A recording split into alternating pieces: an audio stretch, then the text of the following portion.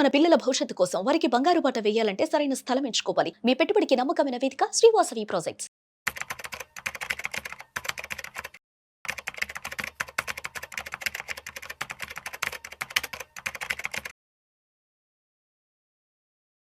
Sir నమస్తే sir. Ramachandramurthy గారు. నమస్తే కృష్ణ గారు. రామచంద్రమూర్తి గారు, 2025 ఇయర్ ఎండింగ్కి వచ్చేసాం కాబట్టి ఒక్కసారి మన ఆడియన్స్ కి ఎడ్యుకేటివ్ పర్పస్ గా, ఇన్ఫర్మేటివ్ పర్పస్ గా mutual fund industry performance review గురించి ఒకసారి మాట్లాడుకుందాం సార్. చెప్పగలరు? డెఫినెట్గా అండి. ఈసారి ఏంటంటే mutual funds all time high వచ్చింది. 50 lakh crores డిపాజిట్స్ వచ్చాయి. That is a really positive point. తర్వాత ఏంటంటే ఈ సంవత్సరంలో మ్యూచువల్ ఫండ్స్ మామూలుగా స్టాక్ మార్కెట్ తీసుకున్న పెద్ద రిటర్న్స్ ఎక్కువ రాలేదు. మ్యూచువల్ ఫండ్స్ అయితే ఇంకా అక్కడక్కడే ఉన్నాయి. బట్ స్టిల్ ఏంటంటే ఇన్వెస్ట్మెంట్ ఎస్ఐపిస్ అయితే ఆగలేదు. అలాగే ఇప్పుడు మార్కెట్లో మేజర్ నెగిటివ్ ఎఫ్ఐస్ పెద్ద ఎత్తున సెల్లింగ్ జరిగింది. మామూలుగా అయితే మార్కెట్స్ చాలా డౌన్ అవ్వాల్సిందే. ఈ ఎస్ఐపిలు ఇండియన్ మార్కెట్ ని కాపాడాయి. సో రాబోయే 1-2 సంవత్సరాలు ఎక్స్పెక్ట్ చేసేది ఏంటంటే మొత్తం మ్యూచువల్ ఫండ్ ఇండస్ట్రీనే మార్కెట్ ని శాసించే స్టేజ్కి వస్తుంది. మొత్తం మ్యూచువల్ ఫండ్ ఇండస్ట్రీనే మార్కెట్ ని శాసించే స్టేజ్కి వచ్చిన ఆశ్చర్యం లేదు. ఎందుకంటే ఇప్పటిదాకా మనం ఎఫ్ఐఎస్, డిఏఎస్ అని అంటున్నాం, కానీ ఇప్పుడు mutual funds at the same time retail clients కూడా వాళ్ళు చాలా పెద్ద ఎత్తున ఇన్వెస్ట్ చేస్తున్నారు. ఈ రెండు వర్గాలు పెరుగుతున్నాయి. సో మ్యూచువల్ ఫండ్స్ లో మెయిన్ ఏంటంటే చిన్న చిన్న అమౌంట్సే 500 అని 1000 అని అలా కొన్ని కోట్ల మంది కట్టడం ద్వారా ఏమవుతుందంటే ఎవ్రీ ఇయర్ 2 లక్షల కోట్ల మార్కెట్ లోకి వస్తుంది మనీ. సో ఇప్పుడు 2 లక్షల కోట్ల మార్కెట్ కి వస్తున్నప్పుడు ఎఫ్ఐఎస్ ఎంత సెల్ చేసుకున్నా ఇబ్బంది లేకుండా అయిపోతాం. సో ఇప్పుడు మ్యూచువల్ ఫండ్ కాంపిటీషన్ ఏమైందంటే విపరీతమైన కాంపిటీషన్ జరిగి మంచి గ్రోత్ ఇవ్వాలి అని ఏంటంటే ఫండ్ మేనేజర్స్ అందరు కూడా బాగా వర్క్ చేయడం వల్ల పర్ఫార్మెన్స్ అది వరకు 12% అలా ఉండేది, ఇప్పుడు 15 నుంచి 20%కి వచ్చాయి.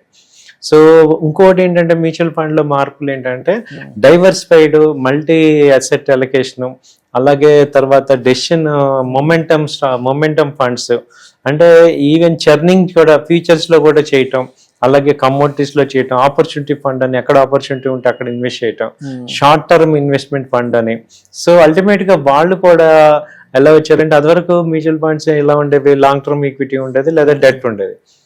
సో లాంగ్ టర్మ్ లో కూడా equity, large cap, mid cap, small cap, అటు డెట్ లోనేమో బ్యాంక్, గవర్నమెంట్ సెక్యూరిటీస్ లో కానీ లేకపోతే ప్రైవేట్ లో కానీ ఈ 5 ఫండ్స్ ఉండేవి. ఇప్పుడు ఏమైనా 30 కంపెనీలు, ఒక్కొక్క ఫండ్ లో 30,000 కోట్లు 40,000 కోట్లు వచ్చేసేపాటి ట్రెడిషనల్ మ్యూచువల్ ఫండ్స్ లో. ఇప్పుడు ఏమవుతుందంటే ఆల్టర్నేటివ్ డైవర్సిఫై ఇవ్వాల్సి వస్తుంది. సో ఇప్పుడు సెక్టార్ ఫండ్స్ వచ్చేసాయి, తర్వాత డిఫెన్స్ ఫండ్ అని, అలాగే ఫార్మా ఫండ్, బ్యాంకింగ్ ఫండ్. ఇవేమవుతున్నాయంటే ఇప్పుడు ఫార్మా సెక్టర్ డౌన్ అయితే ఇది డౌన్ అయిపోతుంది. సో ఇప్పుడు డిఫెన్స్ ఫండ్ ఉంది, అది డౌన్ ట్రెండ్ లో ఉంది. అంటే డిఫెన్స్ స్టాక్స్ డౌన్ అవటం వల్ల ఆ ఫండ్ తగ్గటం, అలాగే pharma fund, IT fund IT effect అవటం వల్ల ఈ సెక్టర్స్ కొంచెం డౌన్ అయినాయి. ఈ సెక్టర్స్ లో ఉన్న ఫండ్స్ డౌన్ అవుతున్నాయి. అలాగే గోల్డ్ ఫండ్ ఉంది, అవి బాగా పెరిగిపోతున్నాయి. గోల్డ్, సిల్వర్, ఆపర్చునిటీ ఫండ్స్ లోకి వస్తున్నాయి. సో ఇప్పుడు మిక్స్డ్ గా చూస్తే ఇప్పుడు ఉన్న పరిస్థితుల్లో టాప్ 5 ఫండ్స్ ఏంటి పర్ఫార్మింగ్ చేస్తుంది అనేది మనం ఓన్లీ మీరు అన్నట్టు ఎడ్యుకేషనల్ పర్పస్ అయితే ఎవరికి ఇన్వెస్ట్ చేయమని సజెస్ట్ చేయట్లేదు.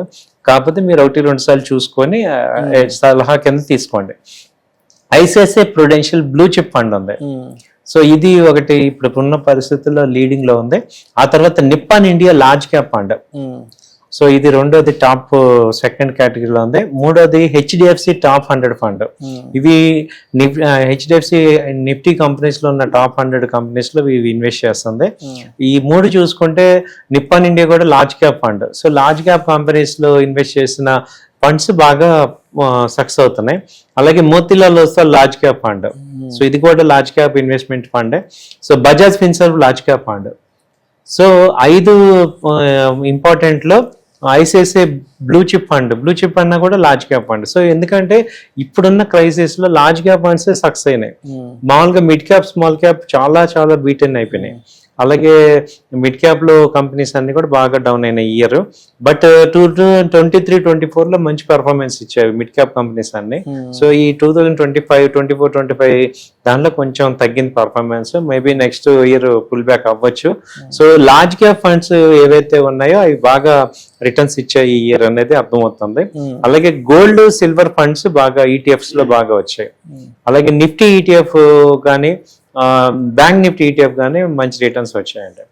సో ఇప్పుడు దీన్ని బట్టి డేటా ఏం చెప్తుంది అంటే ఈ డేటాని బట్టి నెక్స్ట్ ఇలాగే ఉంటుందా అంటే చెప్పలేము. ప్రెసెంట్ అయితే లార్జ్ క్యాప్ ఫండ్స్ మంచి రిటర్న్స్ ఇచ్చాయి. Right sir. సో అయితే ఇప్పుడు అంటే రామచంద్రమూర్తి గారు అంటే ఇప్పటి వరకు మ్యూచువల్ ఫండ్స్లో ఇన్వెస్ట్ చేద్దాం అనుకొని ఆగిపోయిన వాళ్ళు, మ్యూచువల్ ఫండ్స్లో ఇన్వెస్ట్ చేయలేకపోయిన వాళ్ళకి 2026 నుంచి ఇన్వెస్ట్ చేసుకోవాలి అని ఒక రెజల్యూషన్ ఉంటే, ఒక ఆలోచన ఉంటే బిగినర్స్కి ఏం చెప్తారు? డెఫినెట్గా అండి. ఇప్పుడు మీరు ఇండియాని ఒకసారి చూడండి, 2026 నుంచి 2030 వరకు ఏం జరగబోతుంది అని. సో ఇండియాలో జరిగేది ఏంటి, బుల్లెట్ ట్రైన్స్ వస్తున్నాయి, ఎలక్ట్రిక్ వెహికల్స్ వస్తున్నాయి. ఇప్పుడు మారుతి కంపెనీ కూడా విటారా ఎలక్ట్రిక్ వెహికల్స్ ఇస్తుంది. సో అలాగే గ్రీన్ రెవల్యూషన్ వస్తుంది, బయోడీజిల్ వస్తుంది. మన ఇండియా వచ్చి 15 ట్రిలియన్ ఎకానమీకి నెక్స్ట్ 2030కి వస్తుంది. ఇప్పుడు 5 ట్రిలియన్ ఎకానమీ ఇండియాది. సో కనీసం 15 ట్రిలియన్ వచ్చేస్తుంది. కాబట్టి ఏంటంటే విపరీతమైన బిజినెస్, విపరీతమైన గ్రోత్ ఇండియాలో ఉంది. మీరేంటంటే 1 month 2 month చూడకూడదు మార్కెట్ని. మ్యూచువల్ ఫండ్స్ ఇన్వెస్ట్ చేసే వాళ్ళు ఈ స్టాక్ మార్కెట్లో అప్ అండ్ డౌన్ చాలా కామన్ అనమాట. అది పట్టించుకోకుండా నేను 5 years మినిమం ఇన్వెస్ట్ చేద్దాం అనుకుంటే మ్యూచువల్ ఫండ్స్ మంచి బెస్ట్ ఆప్షన్.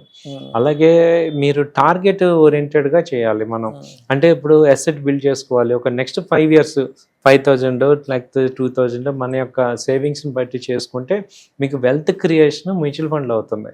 సో ఎక్కడ కూడా మీరు mutual fund, long term mutual fund ఎక్కడ ఫెయిల్ అవ్వాలి, ఏ కంట్రీలో కూడా ఫెయిల్ అవ్వాలి. ఎందుకంటే మ్యూచువల్ ఫండ్ సక్సెస్ డిపెండ్ అయ్యేది ఒకే ఒక ఫ్యాక్టర్, ఎవ్రీ మంత్ మనీ వస్తుంది.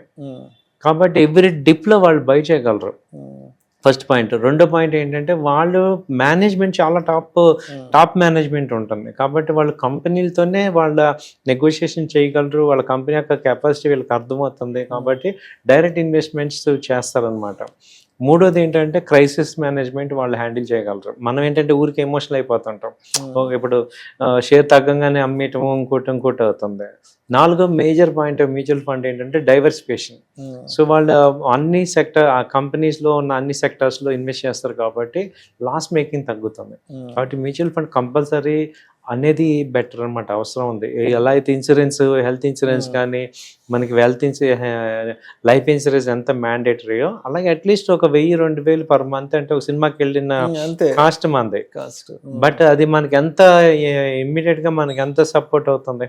మీరే చూడండి, 12 months అంటే 12,000 మామూలుగా చూసుకుంటే ఇట్స్ ఎ గుడ్ అమౌంట్. అలా మనం కొంత ఎక్స్పెన్సెస్ని తగ్గించుకొని ఇన్వెస్ట్ చేయడం వల్ల మంచి బెనిఫిట్ ఉందండి. Right sir. Thank you sir. Thank you so much. Thank you.